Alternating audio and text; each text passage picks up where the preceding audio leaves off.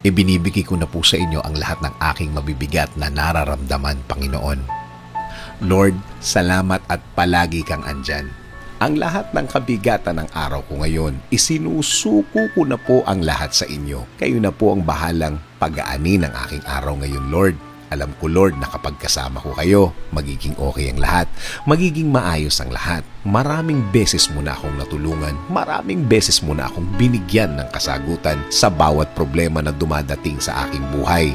Bigyan mo ako ng direksyon ang aking araw ngayon, Lord. Ibigay mo po sa aking buhay ngayon ang mga kasagutan sa aking problema.